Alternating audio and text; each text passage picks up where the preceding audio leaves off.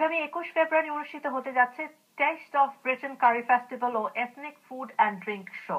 জনপ্রিয় restaurant magazine Curry Life ও UK trade and ইনভেস্টমেন্টের উদ্যোগে এবারের ফেস্টিভ্যাল অনুষ্ঠিত হবে স্লোভেনিয়ার রাজধানী লুবিয়ানায়।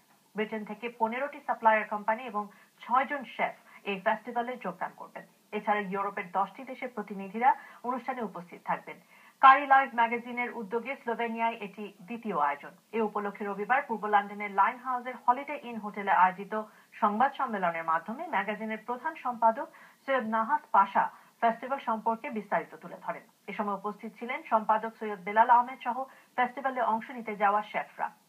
আয়োজকরা বলেন, এ ধরনের উদ্যোগের ফলে সাপ্লায়াররা যেমন উপকৃত হবেন, তেমনি কারি শিল্পের পথিকৃৎ ব্রিটিশ বাঙালিরাও তাদের ব্যবসার প্রসার ঘটাতে সক্ষম হবেন। বিলেতে যে কারি বাংলাদেশি এবং ব্রিটিশ কারির যে বিবর্তনটা ঘটেছে, আমরা এইটা ইউরোপে নিয়ে যেতে চাই। ইউরোপে একটা বিশাল বাজার রয়েছে। এই বাজারকে ধরার জন্য আমরা আরো পপুলারাইজ করার জন্য আমরা যাচ্ছি। এবারও মনে করি যে নেক্সট ইয়ার থেকে আরো বেস্ট আমরা যে শেফ সকল যে লিয়া যাইরাম তারা আরো বেস্ট পারফরমেন্স করবা।